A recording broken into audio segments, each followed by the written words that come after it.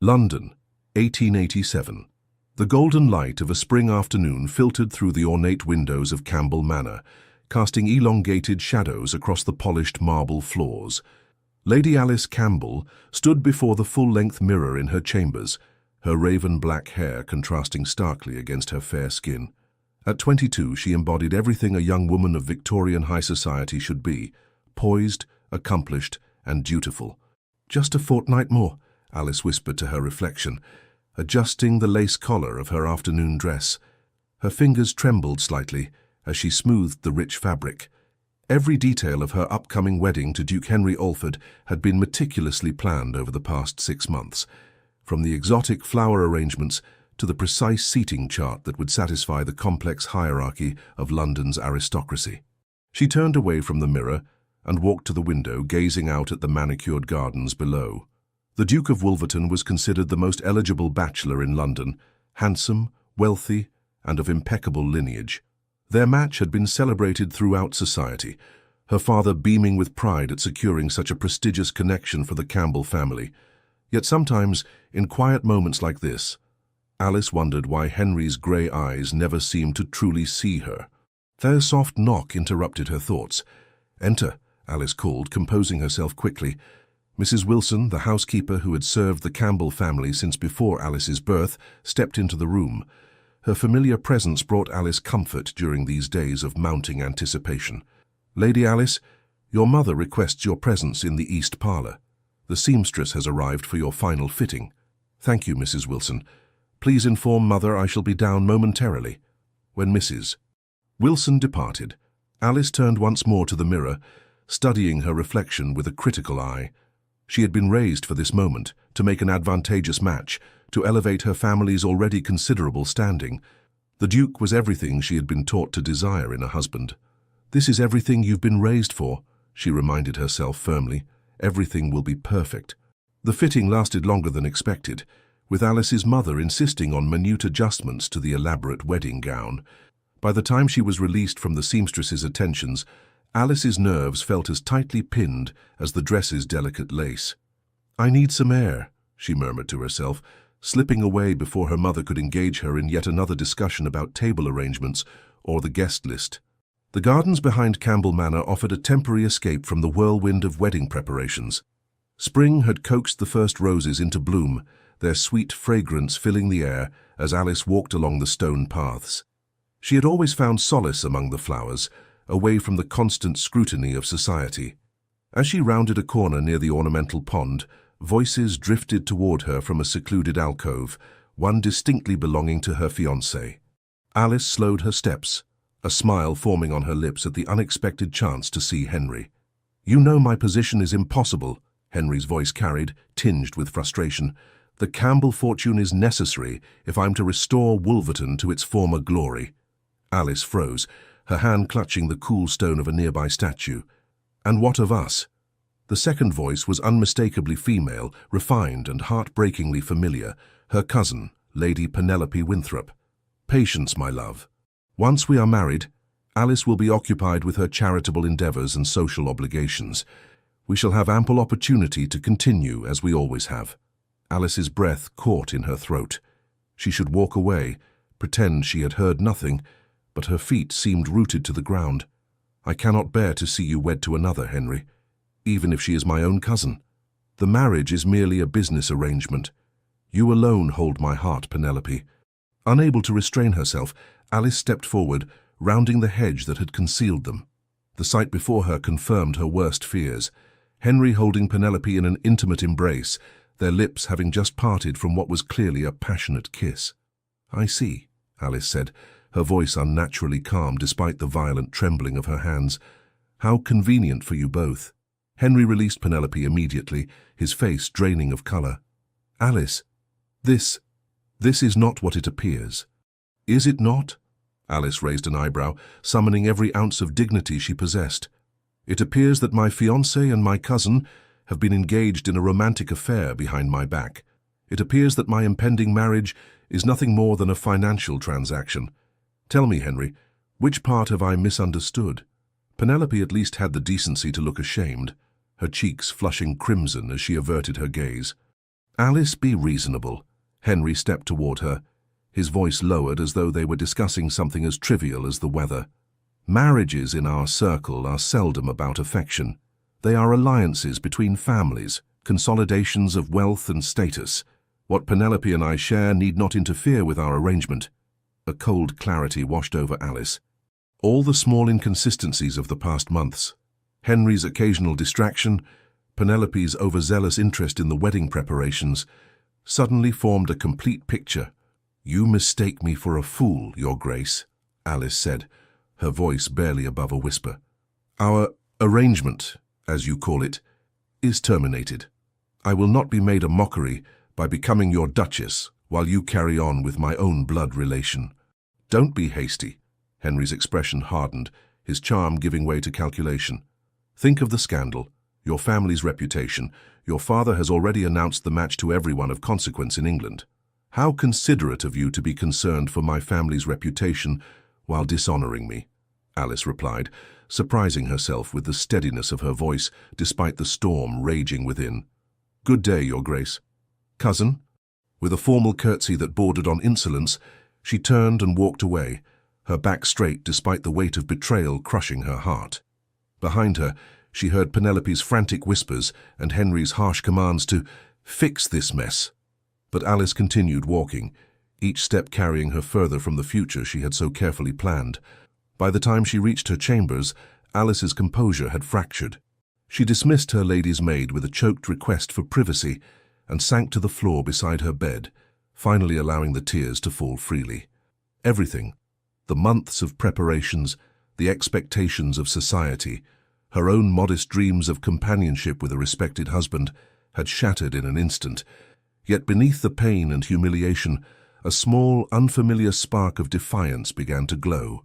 For the first time in her life, Lady Alice Campbell contemplated the unthinkable, refusing to fulfill her duty as prescribed by her family and society. The wedding was in 2 days. Everyone who mattered in London would be in attendance.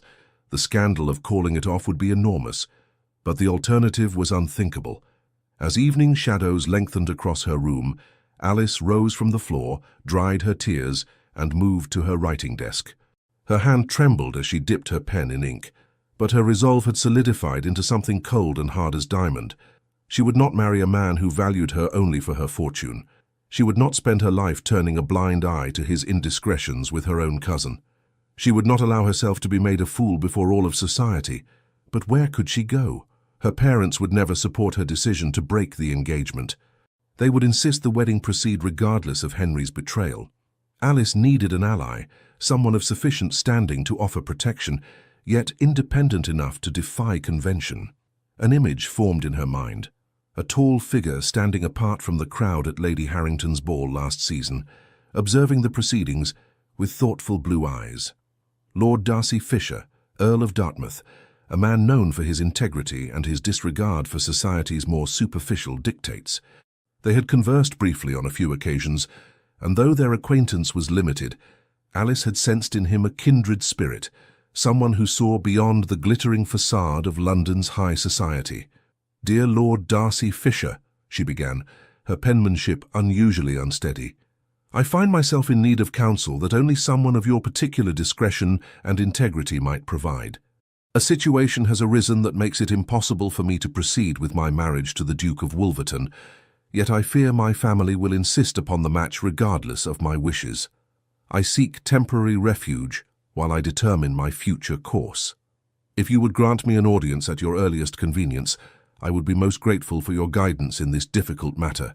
Yours in desperate circumstance, Lady Alice Campbell." She sealed the letter with trembling fingers, then rang for a trusted servant who had been with her since childhood. "James, I need this delivered to Lord Darcy Fisher's London residence immediately. It is a matter of utmost urgency and must be placed directly into his lordship's hands. Can I trust you with this task?" The elderly servant bowed. "Of course, Lady Alice. I shall see to it personally." As James departed with the letter, Alice turned to face the window. The sun was setting over London, casting a golden glow across the city's spires and rooftops. By this time tomorrow, she would either be on her way to sanctuary or trapped in a future she could no longer bear to contemplate. The choice had been made. Now she could only wait, and hope that Lord Darcy would prove to be the honourable man she believed him to be. Dawn had barely broken when Alice received Lord Darcy's reply. The brevity of his response spoke volumes. "Lady Alice, you are welcome at Westcliff Hall in Dartmouth for as long as necessary.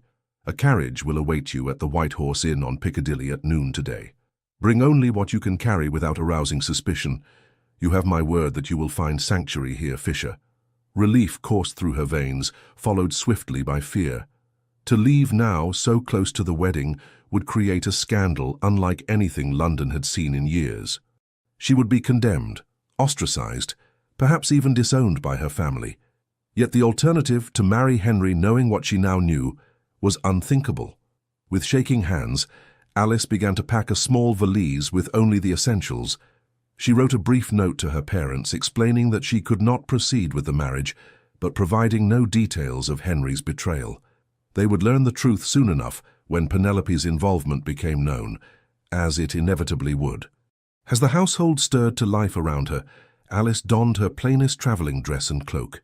She waited until her mother left for a final consultation with the florist, then slipped down the servants' staircase and out through the kitchen gardens. The streets of London were beginning to bustle with morning activity as Alice made her way toward Piccadilly, her heart pounding with every step. By the time she reached the White Horse Inn, her nerves were stretched to breaking point, but the sight of a well-appointed carriage bearing Lord Darcy's crest steadied her resolve. The coachman helped her inside without question, securing her valise and immediately setting the horses in motion. As the carriage pulled away from London, Alice felt a curious mixture of terror and liberation wash over her. For the first time in her life, she had defied expectations. For the first time, she had chosen her own path. Whether that path would lead to ruin or redemption remained to be seen. The carriage rattled along the coastal road, each turn bringing Lady Alice Campbell further from London and the scandal she had left in her wake. 2 days had passed since she had fled Campbell Manor, with nothing but a small valise and the clothes on her back. 2 days since she had abandoned her own wedding, leaving a church full of England's most prominent aristocrats whispering behind gloved hands. The morning newspapers would be ablaze with speculation by now. Alice closed her eyes, imagining the headlines. Campbell heiress disappears on wedding day, or perhaps more scandalously, Duke of Wolverton left at the altar. What they wouldn't report, what only she, Henry and Penelope knew, was why. Alice gazed out at the passing countryside, watching as the rolling hills of inland England gradually gave way to the more dramatic landscapes of Devon. She had never travelled this far west before.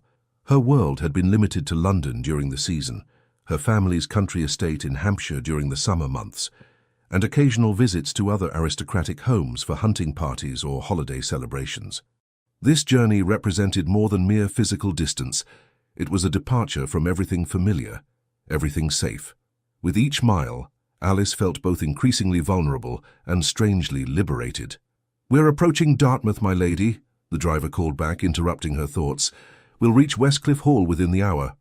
Alice straightened her posture and adjusted her travelling cloak. She had never visited Lord Darcy Fisher's coastal estate, but had heard it described as one of the most breathtaking properties in Devon. The carriage rounded a bend, and suddenly the coastline spread before her, the afternoon sun glinting off the distant waters of the English Channel. The sight momentarily took her breath away.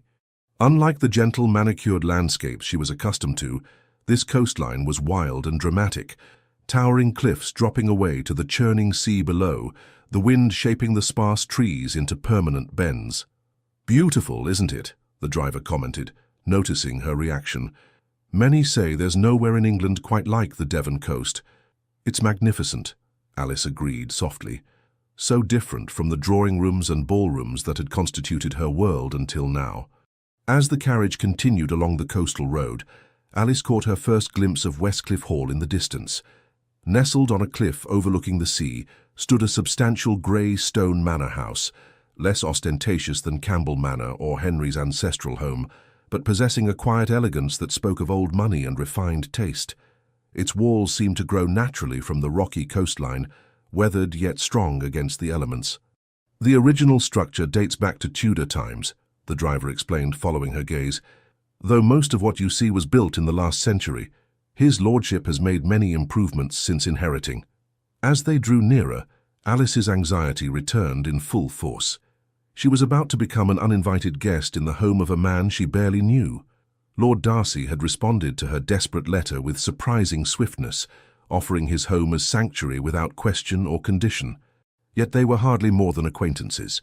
The reserved Earl had always stood at the periphery of social gatherings, observing rather than participating in the elaborate dances of London society. What would he expect of her in return for his protection? Alice had always been taught that men of his station rarely acted without self-interest. Yet something in his brief note, the directness of his offer, the absence of flowery reassurances, had compelled her trust. The carriage turned up a long drive lined with ancient oaks, their branches creating a canopy overhead.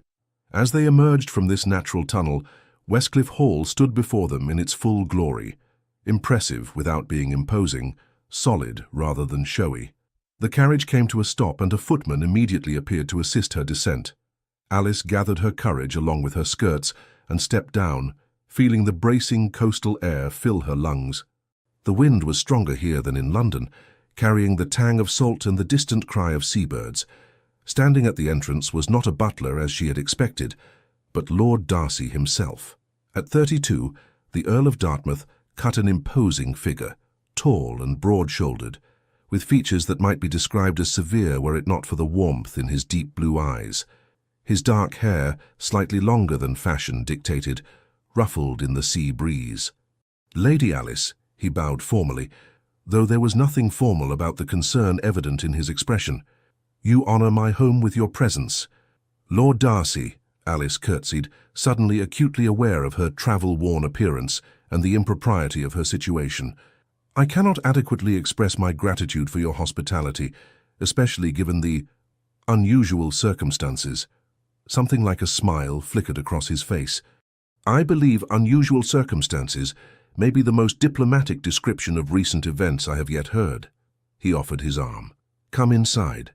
You must be exhausted from your journey." The entrance hall of Westcliff Hall was a study in understated elegance. Polished wood floors covered with faded Persian rugs, walls adorned with portraits of what Alice presumed were Fisher ancestors, and tall windows that allowed the coastal light to illuminate every corner. "Your home is beautiful," Alice said, meaning it.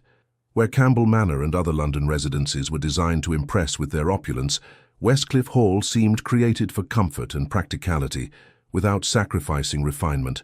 "Thank you. It has been in my family for generations, though I confess I have made some adjustments to suit my own preferences since inheriting." Darcy gestured toward a wide staircase. "Mrs. Winters, my housekeeper, has prepared chambers for you in the east wing. The views of the coastline are particularly fine from there." A middle-aged woman with a kind face appeared in the doorway, curtsying respectfully. "Welcome to Westcliff Hall, Lady Alice. I'm Mrs. Winters. If you'll follow me, I'll show you to your rooms." "Thank you," Alice replied, grateful for the woman's matter-of-fact manner, which betrayed no curiosity about her unexpected arrival. "A maid named Rebecca has been assigned to attend you," Lord Darcy added. "She's young but quite capable. If you find her unsuitable for any reason, Mrs. Winters will make alternative arrangements." Alice was touched by his thoughtfulness. "I'm sure she'll be perfectly adequate. I don't require elaborate attendance." "Dinner will be served at 7, Lord Darcy informed her, "but please do not feel obligated to join me if you require rest. I have instructed the staff to accommodate your needs, whatever they may be." Alice sensed the unspoken question beneath his courtesy. Why had she come to him, of all people? They had crossed paths at numerous social functions over the years, exchanged pleasantries, perhaps shared a dance or two at the insistence of mutual acquaintances. But they were hardly confidants. "I shall join you for dinner, my lord," she replied, "and perhaps then I might explain my presumption in seeking your assistance." He nodded, the faintest smile again touching his lips. "Until this evening, then." As she followed Mrs. Winters up the stairs, Alice wondered at Lord Darcy's calm acceptance of her presence. Most men of his position would have demanded immediate explanations, would have been concerned about the potential scandal of harbouring a runaway bride. Yet he had asked no questions, had simply opened his home to her without condition. The chambers prepared for her exceeded any expectations. A spacious bedroom with a large four-poster bed, draped in blue velvet, opened onto a private sitting room, with windows that indeed offered spectacular views of the coastline. A dressing room and bathing chamber completed the suite. His lordship had these rooms refurbished last year, Mrs. Winters explained, as she showed Alice around. They were originally intended for his mother when she visited, but the Dowager Countess found the sea air too bracing for her constitution. She prefers the west wing, which is more sheltered from the winds. They're lovely, Alice said sincerely, far more than I could have hoped for. A bath has been prepared for you, Mrs. Winters continued, opening the door to the bathing chamber where steam rose from a large copper tub. Rebecca will assist you, and then perhaps you might like to rest before dinner. The thought of a hot bath after 2 days of travel was so appealing that Alice nearly sighed with relief. That would be wonderful, thank you. When Mrs. Winters departed, a young maid, presumably Rebecca, entered with an armful of fresh towels. She bobbed a curtsy, her expression curious but respectful. "Would you like assistance with your dress, my lady?" she asked. "Yes, please," Alice replied, turning to allow the girl access to the long row of buttons down her back. As Rebecca helped her undress and then soak in the fragrant bath, Alice found herself wondering again at the strange turn her life had taken. Just 3 days ago she had been in London, surrounded by seamstresses and wedding planners, preparing to become a duchess. Now she was in a stranger's home on the Devon coast, with nothing but a few hastily packed belongings and an uncertain future. Yet despite the precariousness of her position, Alice felt a curious sense of calm. For perhaps the first time in her life, she had made a decision based on her own judgment rather than the expectations of others. Whether that decision proved wise or foolish remained to be seen, but it had been hers alone. After the luxury of a bath and several hours' rest in a bedchamber that overlooked the dramatic coastline, Alice felt something close to herself again. She chose the simplest of the 3 dresses she had managed to pack, a deep blue evening gown with minimal embellishment, and allowed Rebecca to arrange her dark hair in a simple chignon. "You look lovely, my lady," Rebecca said, as she secured the last pin. "That color suits you wonderfully." Alice studied her reflection in the mirror. The woman who looked back at her seemed different somehow from the one who had stood in her London chambers just days ago. Perhaps it was merely the different lighting, or the simplicity of her attire compared to the elaborate fashions she typically wore in society. Or perhaps it was something in her expression, a new wariness in her eyes, but also a certain determination that hadn't been there before. When she descended to the dining room, she found Lord Darcy waiting, dressed in evening attire but without the stiffness that characterized most aristocratic hosts. Something about him had always seemed slightly apart from society's rigid expectations, not in a scandalous way, but with a quiet confidence that allowed him to observe the rules without being constrained by them. "You look refreshed, Lady Alice," he said, pulling out her chair. "Your hospitality has been most restorative," she replied, settling into her seat, "though I fear my presence here may bring unwanted attention to Westcliff Hall once my whereabouts become known." Lord Darcy took his own seat as servants began serving the first course. "I have never been overly concerned with society's attention, wanted or otherwise." They maintained polite conversation through the soup course, discussing the mild spring weather and the particular beauty of the Devon coastline. Alice learned that Lord Darcy had travelled extensively in his youth, studying at universities in Germany and Italy, before returning to England to assume his responsibilities as Earl following his father's death. "And you have never married?" she asked, then immediately regretted the personal nature of the question. "Forgive me, that was impertinent." But Lord Darcy seemed untroubled by her curiosity. "No apology necessary. And no, I have not married. I came close once in my 20s, but we ultimately determined we were ill-suited." "That must have been difficult," Alice said, thinking of her own broken engagement and the scandal it had caused. "It was a mutual decision, reached before any formal announcement. Much simpler that way." His gaze met hers briefly, and she understood his unspoken acknowledgement of her very different circumstances.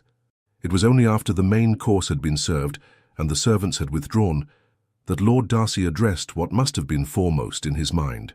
"May I ask what precipitated your departure from London on what was to be your wedding day?" His tone was gentle, without judgment. Alice set down her fork. Her appetite suddenly diminished. "I discovered that the Duke of Wolverton's interest in our match was purely financial," she said carefully, "and that his affections were engaged elsewhere." Lord Darcy's expression remained neutral, though she detected a tightening around his eyes. "I see. With my cousin, Lady Penelope Winthrop." The words tasted bitter on her tongue. "I found them together the day before the wedding." Now a flash of genuine anger crossed his features. "The man is a fool," he said simply. The bluntness of his assessment startled a small laugh from Alice. "A wealthy, titled fool who now likely considers me the greatest disappointment of his life for depriving him of the Campbell fortune. And what does your family say of your decision?" Alice looked down at her plate. "I have not communicated with them since my departure. My father was most insistent that the match would proceed regardless of any indiscretions on the Duke's part. He believes that looking the other way at a husband's infidelities is simply part of a wife's duty." "And you disagree?" It wasn't a question, but Alice answered anyway. "I would rather face social ruin than bind myself for life to a man who sees me as nothing more than a means to refurbish his estates while he carries on with my own cousin." Lord Darcy was silent for a moment, studying her with an intensity that might have made her uncomfortable had there not been such genuine respect in his gaze. "May I speak plainly, Lady Alice?" She nodded, bracing herself. "I have observed you at countless social functions over the years. You have always conducted yourself with grace and propriety, fulfilling every expectation placed upon you by your family and society." He paused, choosing his words carefully. "Yet I have sometimes wondered if there might be more to Lady Alice Campbell than the perfect daughter of aristocracy, if perhaps behind that impeccable social mask existed a woman of deeper conviction and courage than most suspect." Alice felt her cheeks warm under his assessment. "Until 2 days ago I had never defied my parents in any significant matter. And yet, when faced with a fundamental betrayal of trust, you chose integrity over convenience and appearances. That requires no small amount of courage." A footman entered with the dessert course, and they paused their conversation until they were alone again. "I still have not explained why you sought refuge here specifically," Lord Darcy said finally, his tone curious rather than accusatory. Alice hesitated. How could she explain what she herself did not fully understand? That despite their limited interactions, she had always sensed in Lord Darcy a kindred spirit, someone who observed the world with the same quiet contemplation she practiced in her private moments. "You once defended my cousin Eleanor when she broke her engagement to Lord Whitcomb after discovering his gambling debts," Alice said. "When everyone else condemned her for embarrassing a man of his standing, you publicly stated that she had shown good judgment rather than capriciousness." Lord Darcy nodded slowly. "I remember. You have a reputation for fairness and discretion, my lord, and I had nowhere else to turn where I would not be immediately sent back to London in disgrace." Something shifted in his expression, a softening around the eyes, a slight tension in his jaw. "You may remain at Westcliff Hall for as long as necessary, Lady Alice. You have my word that you will find sanctuary here." "Thank you," she whispered, overcome with relief and gratitude. Later, as they took tea in the drawing-room, Lord Darcy spoke of his life in Dartmouth, so different from the constant social obligations of London. He described his work improving conditions in the local village, his studies of marine life along the coast, his collection of books that filled the magnificent library on the east wing of the house. "The library was my grandfather's passion," he explained. "He spent decades acquiring volumes on every subject imaginable. I've continued his work, though my interests tend more toward natural sciences and philosophy than his preference for history and classical literature." "I would love to see it," Alice said, genuinely interested. "My own education was rather limited. The typical accomplishments expected of young ladies: music, drawing, French, a smattering of literature. Nothing that might make me too intellectual for marriage prospects." The corner of Darcy's mouth lifted slightly. "The library is at your disposal, Lady Alice, as is my guidance, should you wish to explore subjects beyond the usual feminine curriculum." As the evening progressed, Alice felt the iron bands of anxiety that had constricted her chest since fleeing London begin to loosen. For the first time in days, perhaps longer, she could breathe freely. "If I may ask," she ventured as the clock struck 10, "what will you tell people about my presence here? Surely questions will arise." Lord Darcy considered this. "For now, only that you are recuperating from a period of ill health and that the sea air was recommended for your recovery. It's a common enough reason for retreat from society, And not entirely untrue. The soul can be ill as well as the body. Alice nodded, grateful for his thoughtfulness. And your staff, what do they know? Only Mrs. Winters and my valet are aware of your true identity. The rest have been told you are a distant relation in need of quiet and recovery. My household is loyal and discreet. You seem to have thought of everything, Alice observed. Not everything, I'm sure, he replied with a small smile, but enough to ensure your peace while you determine your next steps. When she finally retired to her chambers, exhaustion overtook her, but it was a different sort than she had experienced in London. There she had been worn down by expectations and appearances. Here, despite the uncertainty of her future, she felt the curious lightness that comes with honoring one's own truth, whatever the cost. Outside her window, the moonlight cast a silver path across the dark waters of the channel. Alice stood watching the rhythmic movement of the waves against the cliffs below, thinking of Lord Darcy's words. A woman of deeper conviction and courage than most suspect. Perhaps she was only now discovering whether that assessment was accurate. She had taken the first step by refusing to proceed with a marriage based on deception. What would the next step be? Return to London and face the scandal? Seek reconciliation with her family? Or perhaps forge a new path entirely?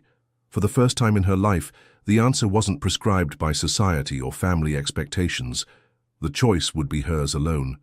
As she slipped into bed, the sound of the distant waves lulling her toward sleep, Alice realized that the panic and shame she had anticipated feeling had not materialized. Instead, there was a strange sense of possibility. As though in losing the future she had been raised to expect, she had gained the opportunity to discover a life of her own choosing. Whether that opportunity would lead to happiness or heartbreak remained to be seen.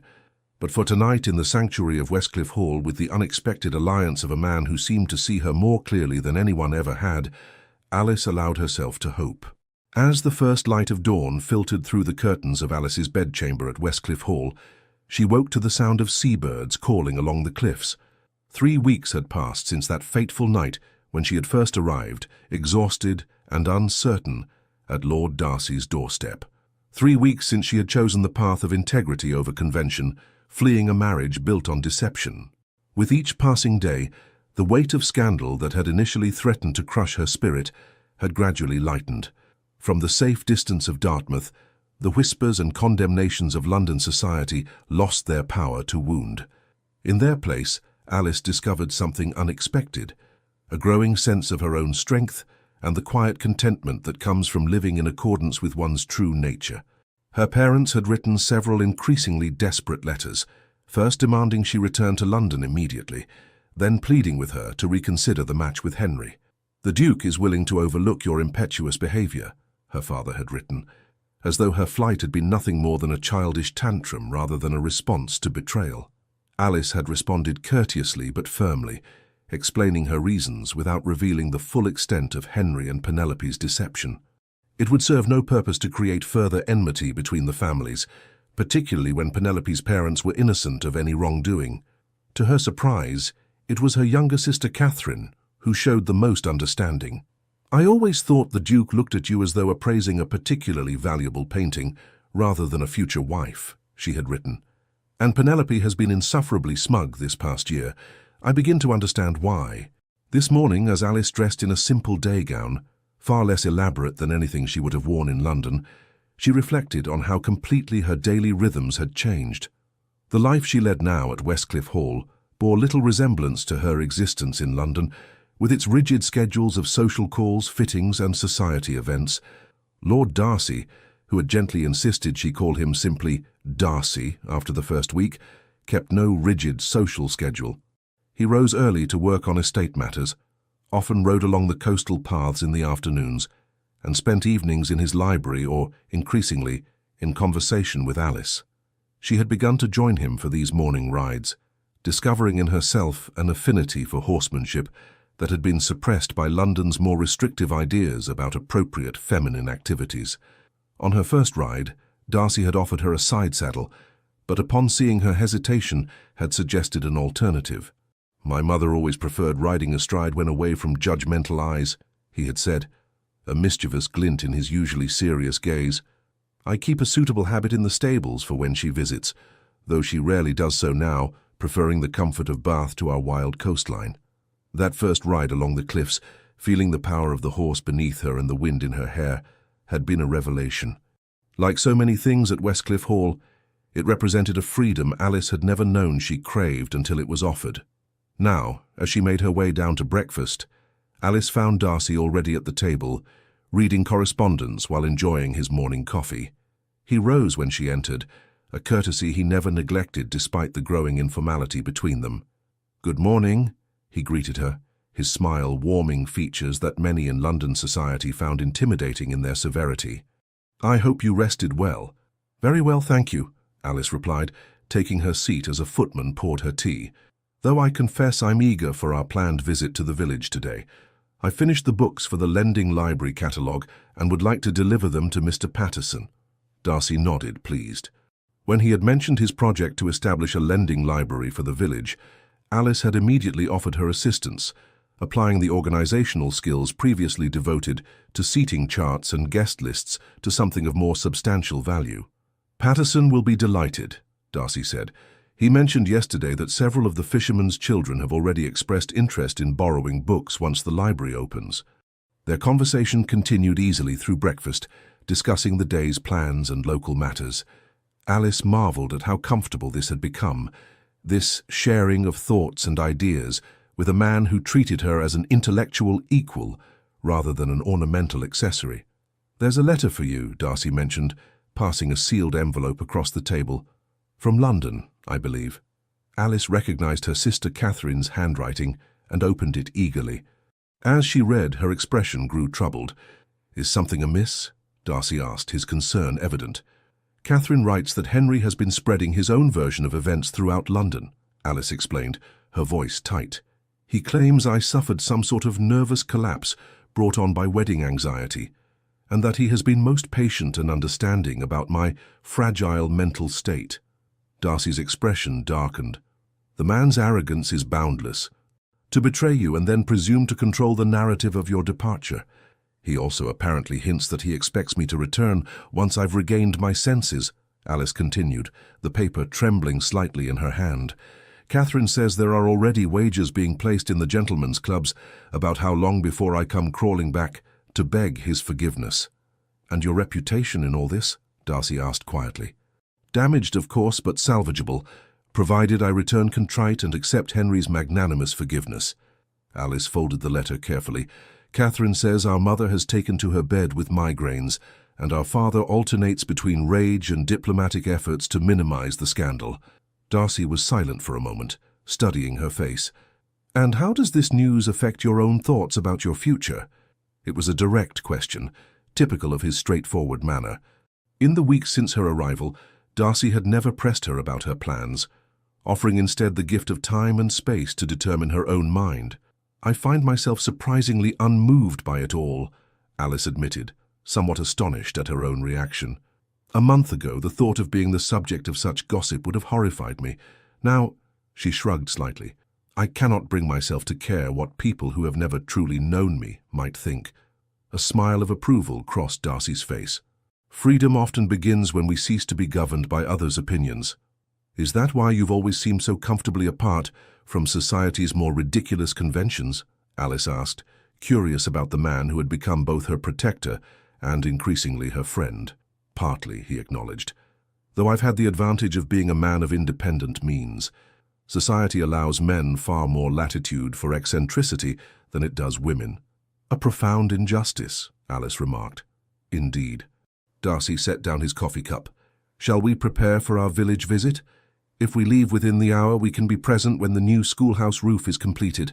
I've promised the children they might place small mementos in the roof beam for posterity." Alice smiled, her concerns about London gossip already receding in the face of more meaningful endeavours. "A wonderful idea. I'll fetch my bonnet and meet you at the stables." The village of Dartmouth nestled between the hills and the harbour, its narrow streets lined with buildings of stone and timber that spoke of centuries of seafaring history. As Alice and Darcy walked from the schoolhouse toward the harbour, they made an incongruous pair, the Earl in his simple but immaculately tailored country attire, and the daughter of aristocracy in a dress far less elaborate than anything she would have worn in London. Yet Alice had come to love these walks through the village, where Darcy greeted each person by name and showed genuine interest in their lives. Today, they had watched as the final beams of the new schoolhouse roof were secured, with each child allowed to place a small token, a marble, a pressed flower, a carefully written note, into a hollow carved in the central beam.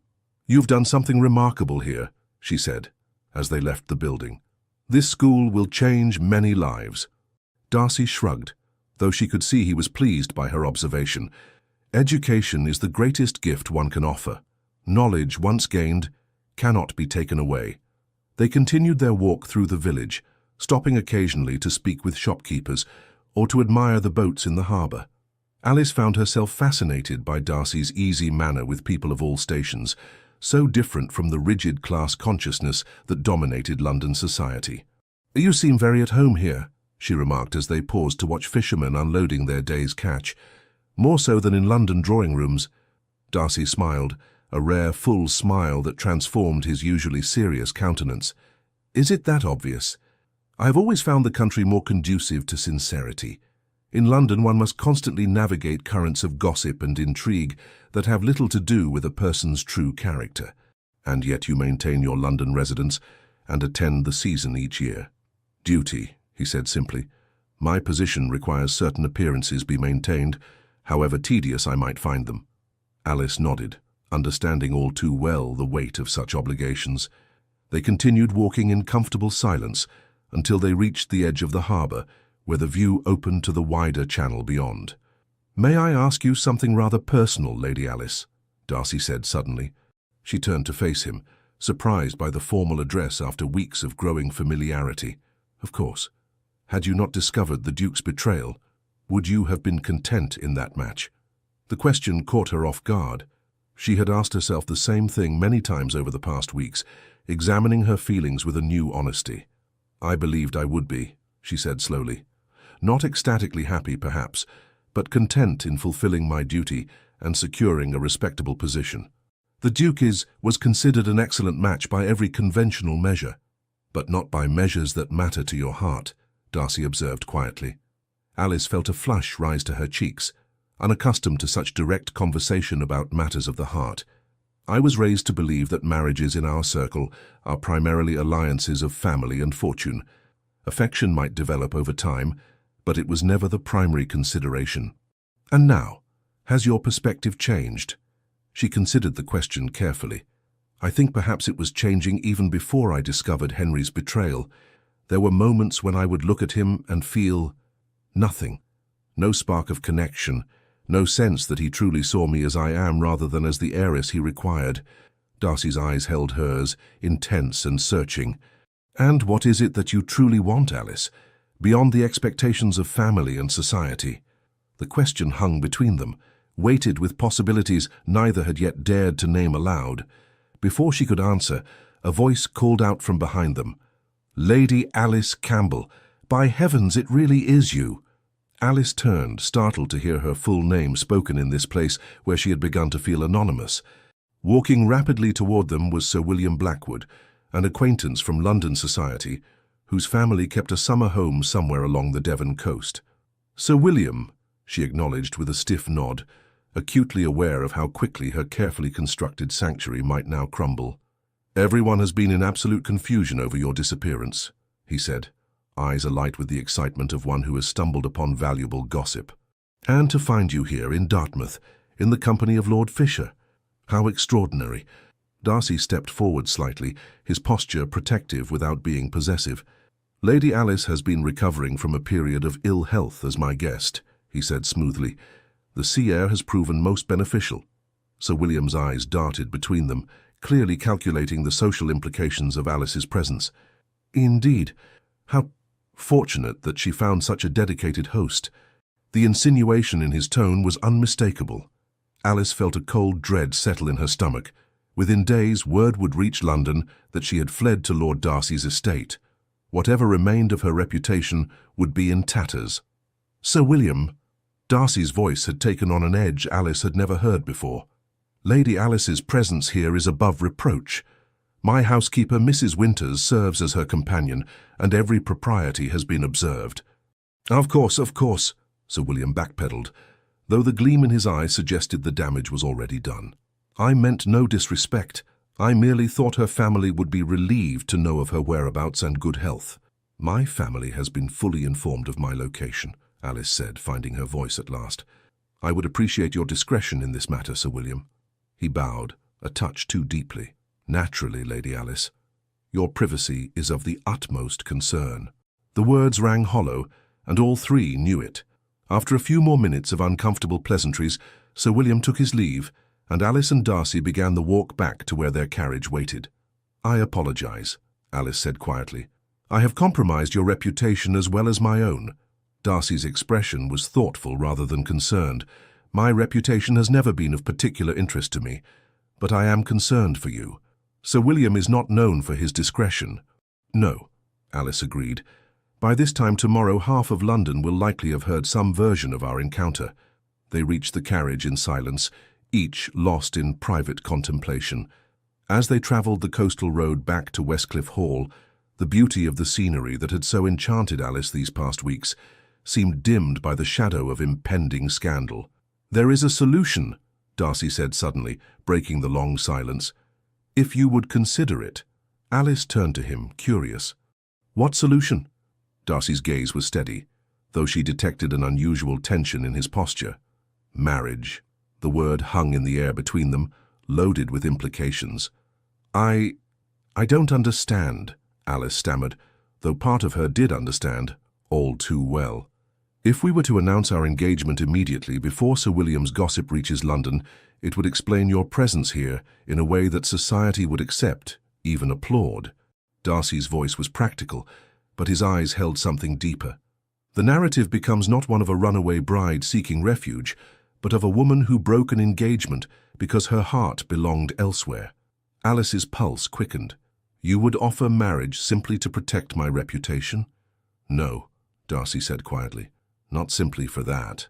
The carriage turned onto the drive leading to Westcliff Hall, and Alice could see the great house rising before them, solid and steadfast against the darkening sky. Something about its quiet strength reminded her of the man sitting across from her, a man who had offered her sanctuary without question, who had seen her as she truly was rather than as the perfect society daughter she had pretended to be for so long. Then why, she asked, though she feared she already knew the answer, and feared even more the feelings it stirred within her. Darcy's gaze never wavered. Because I have admired you from afar for years, Alice. Not for your family name or fortune, but for the glimpses of your true self I've caught in unguarded moments. Your kindness to those others overlook, your quiet wit, the way you lose yourself in music when you think no one is watching. Alice felt as though the air had been drawn from her lungs. You noticed all that?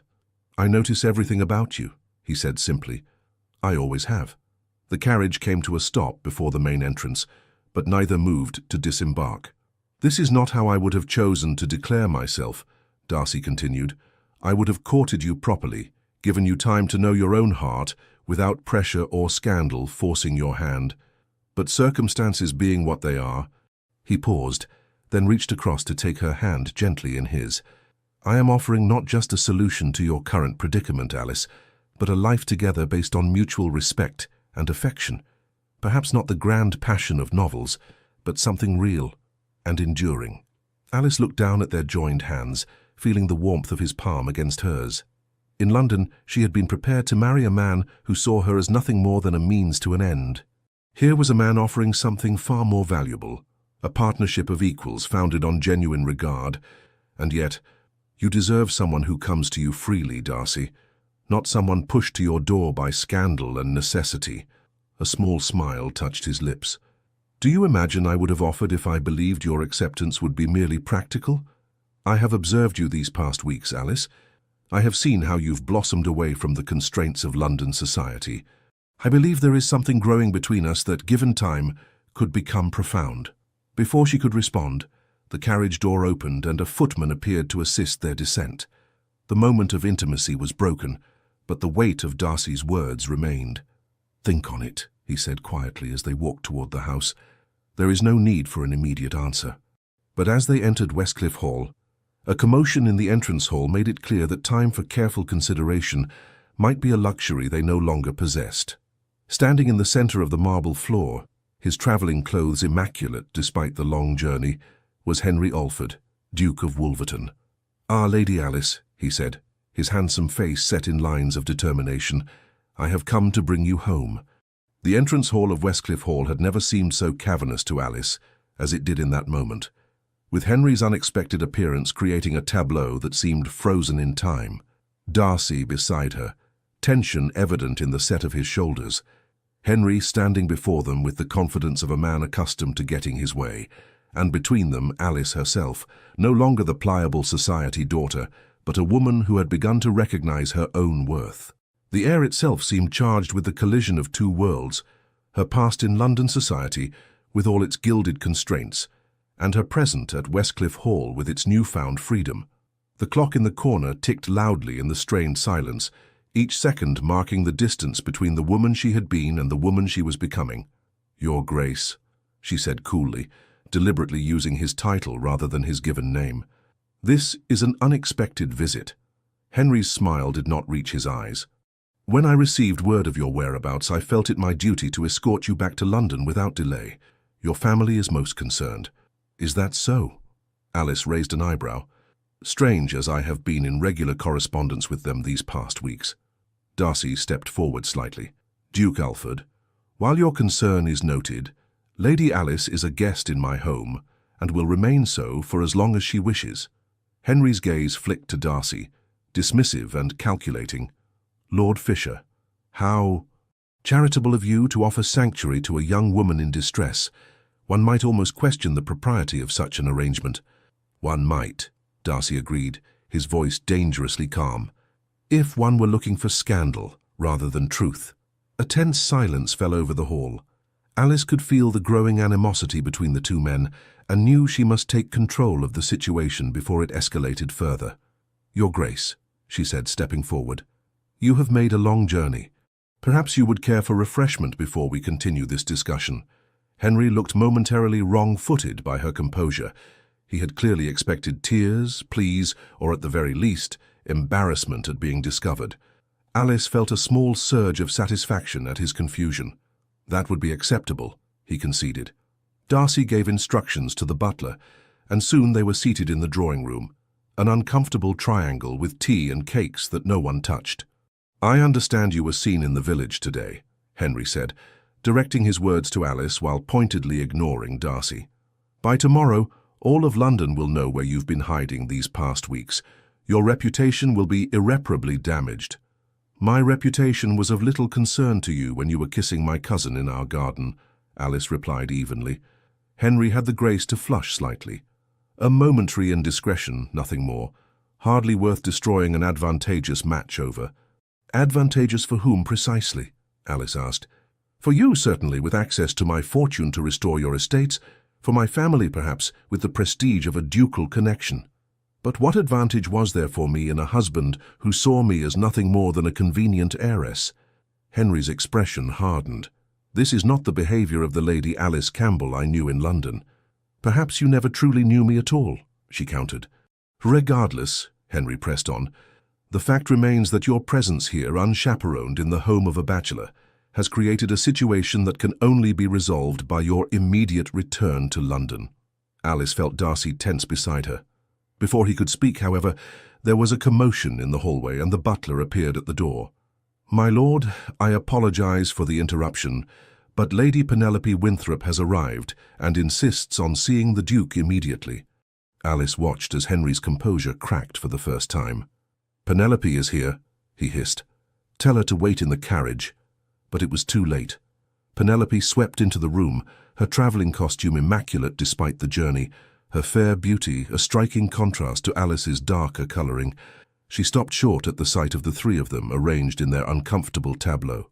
"Henry," she said, her voice trembling slightly, "you promised you would simply speak with Alice and return directly. You said nothing about staying here yourself." The pieces fell into place in Alice's mind with sudden clarity. "You've been continuing your affair," she said, looking between Henry and Penelope. "All this time, while society condemned me for leaving you at the altar, you two have been together." Penelope at least had the decency to look ashamed. It wasn't. We didn't plan. Oh, spare me the protestations of innocence, Alice said, surprising herself with her forthright tone. What I cannot understand is why you've come all this way to retrieve me, Henry, when you clearly have no genuine desire for our marriage. Henry's jaw tightened. The Campbell fortune is still necessary for Wolverton's restoration. My personal feelings are irrelevant. And what of Lady Penelope's feelings? Darcy interjected, his voice quiet but firm. Do you intend to continue your relationship with her after marrying Lady Alice? My arrangements are none of your concern, Lord Fisher, Henry snapped. They became my concern when Lady Alice sought refuge in my home, Darcy replied. And they are most certainly her concern, as the woman you still apparently intend to make your Duchess. Alice looked at her cousin, seeing beyond her beauty to the vulnerability beneath. Penelope had always been the fragile one, easily influenced, desperate for affection after losing both parents at a young age. Penelope, she said gently, does Henry love you? Penelope's eyes filled with tears. He says he does. And yet he came here to reclaim me as his bride, Alice pointed out, for my fortune by his own admission. A flicker of doubt crossed Penelope's lovely face. He said it was necessary, that once the estates were restored, we could be together properly. As his mistress while I played the role of Duchess, Alice concluded. Is that truly what you want? To forever be the woman in the shadows? The tears spilled over onto Penelope's cheeks. I thought there was no other way. He said you would understand that aristocratic marriages were always like this. Some are, Alice agreed, thinking of countless loveless matches she had observed in London society. But they needn't be. Henry rose abruptly. Enough of this nonsense. Lady Alice, gather your belongings. We return to London tonight. The banns will be read again and the wedding will proceed as originally planned. No, Alice said, the single word resonating in the room with quiet finality. Henry stared at her in disbelief. I beg your pardon? I said no, Henry. I will not marry you, not tomorrow, not ever. You would rather face complete social ruin? He laughed incredulously. No one else will have you after this scandal. That is where you are mistaken, Darcy said, rising to stand beside Alice. His voice was steady, his gaze unwavering as he faced the Duke. Lady Alice has already accepted my proposal of marriage. Alice felt her heart skip at his words. Though they had discussed the possibility mere minutes ago, she had given no formal acceptance. Yet in that moment, looking at Darcy's resolute profile, she knew with sudden clarity that this was indeed what she wanted. Henry's face contorted with disbelief. This is absurd. You expect me to believe that in the span of a few weeks you've developed an attachment to Lord Fisher strong enough to justify marriage. I have come to know Lord Fisher better in these weeks than I knew you in a year of courtship, Alice replied. He has shown me kindness without ulterior motive, respect without condition, and affection without demand. Penelope looked between them, her expression a mixture of confusion and dawning hope. You truly wish to marry Lord Fisher? Alice turned to face Darcy, finding in his steady blue eyes all the reassurance she needed. Yes, she said, the word carrying the weight of a vow. I do. Something shifted in Penelope's countenance, a release of tension as though a burden had been lifted. Then I wish you joy, she said quietly. Henry rounded on her. Penelope, you cannot be serious. This changes nothing between us. Doesn't it? She asked, a new strength in her voice. You came here to reclaim Alice for her fortune, willing to set me aside despite your promises. What guarantee have I that you wouldn't discard me just as easily once you had secured the Campbell wealth? For the first time, Henry appeared truly flustered. That's entirely different. You know my feelings for you are genuine. Do I? Penelope's chin lifted slightly. I begin to wonder if I've been as much a fool as you believed Alice to be. Alice felt a surge of pride for her cousin. Perhaps there was more strength in Penelope than anyone had given her credit for, herself included. This is preposterous, Henry sputtered, looking between the three of them. A conspiracy to humiliate me. Not everything revolves around you, Henry, Alice said calmly. This is simply the natural consequence of your own actions. The Duke's face flushed with anger. You will regret this defiance, Alice. Both of you will. He gestured between Alice and Darcy. Society will never accept this hasty arrangement. They will see it for what it is, a desperate attempt to salvage a ruined reputation. Perhaps some will, Darcy acknowledged, but those whose opinions truly matter will recognize the truth. Henry gave a dismissive snort. And what truth is that? Darcy's gaze shifted to Alice, and the tenderness in his expression made her breath catch. That Lady Alice deserves a husband who values her for more than her dowry, who sees the strength of character behind her quiet demeanor, who admires her courage in choosing integrity over convenience. In that moment, with Darcy's words surrounding her like a shield, Alice realized that the admiration he described had been growing within her as well. Admiration for his quiet dignity, his unwavering principles, his kindness to those society often overlooked. Perhaps what had begun as refuge could indeed blossom into something deeper and more lasting. Henry looked between them, his calculation almost visible behind his eyes. Finally, with a curt nod, he reached for his hat and gloves. "It seems my journey has been wasted. Lady Penelope, shall we return to London?" Penelope hesitated, glancing at Alice. I believe I shall remain here for a time if Lady Alice and Lord Fisher will permit it. My companion is in the carriage, so all proprieties can be observed." Henry's jaw tightened. "As you wish." With a stiff bow to the company, he turned and strode from the room, his footsteps echoing across the marble hall. After the front door closed behind him, the three remaining occupants of the drawing-room stood in silence for a long moment. "Well," Penelope said finally, attempting a weak smile. "That was rather dramatic." Alice crossed to her cousin and took her hands. "Are you certain you wish to stay? You are welcome, of course, but you wonder if my heart is truly free of Henry." Penelope finished for her. She sighed. "Not entirely, perhaps, but I believe it may be time I learned to value myself as more than an accessory to a man's life, however titled he may be." She squeezed Alice's hands. "You have shown me that it is possible to choose one's own path, even when society dictates otherwise." Darcy cleared his throat gently. "I shall have rooms prepared for Lady Penelope and her companion immediately." As he moved to leave, Alice touched his arm. "Darcy, a moment, please." When they were alone in the corridor, she looked up at him, suddenly shy despite the boldness she had displayed moments before. "Did you mean it? Your proposal?" His expression softened. "Every word. Though I had hoped for a more romantic setting than a confrontation with your former fiancé." Alice smiled. "I believe I prefer honesty in difficult moments to romance in easy ones." "Then let me be honest now," Darcy said, taking her hands in his. "I have admired you from afar for years, Alice, but these weeks at Westcliff Hall have transformed admiration into something deeper. I find myself thinking of you first upon waking and last before sleeping. Your courage in defying convention has only strengthened my regard." He paused, his thumbs tracing gentle circles on her palms. "I offer you not just my name and protection, but my heart, flawed as it may be." Alice felt tears spring to her eyes, but they were tears of a different sort than those she had shed in London. Tears of recognition, of finding something precious that had been there all along, waiting to be discovered. "I accept," she whispered.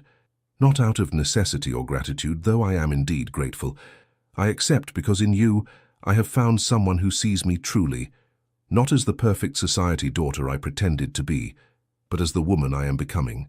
Darcy raised her hand to his lips, pressing a kiss to her knuckles with a reverence that made her heart flutter. "Then we shall discover together who we may become when freed from society's narrowest constraints." The announcement of the engagement of Lady Alice Campbell to Darcy Fisher, Earl of Dartmouth, was met with precisely the explosion of gossip and speculation that both had anticipated. The London papers could speak of little else for a fortnight, with theories ranging from the romantic to the scandalous. Alice's parents, after an initial period of shock and dismay, came to accept the match with something approaching enthusiasm once they had visited Westcliff Hall and observed the obvious affection between their daughter and Lord Darcy. The Earl's fortune, while not as vast as the Duke's, was substantial and, more importantly, free of the encumbrances that had driven Henry's desperate pursuit of the Campbell wealth. Lady Penelope remained at Westcliff Hall for a month, her presence serving both as propriety's requirement and as a period of healing for the cousins. By the time she returned to London, their relationship had been mended, and Penelope had developed a new resolve to make choices based on her own happiness rather than others' expectations. As for the Duke of Wolverton, he retreated to his country estate, where rumors suggested he was entertaining a succession of wealthy American heiresses, each a potential solution to his financial troubles. Alice found she could think of him now with more pity than anger, a man so focused on appearances and position that he had never learned to recognize true worth. The wedding took place in early autumn at the small stone church in Dartmouth Village, with sunlight streaming through ancient stained glass windows, and the sound of the sea providing a gentle backdrop to the vows. Alice wore a gown of ivory silk, simpler than the elaborate creation that had been prepared for her London wedding, but infinitely more suited to the woman she had become.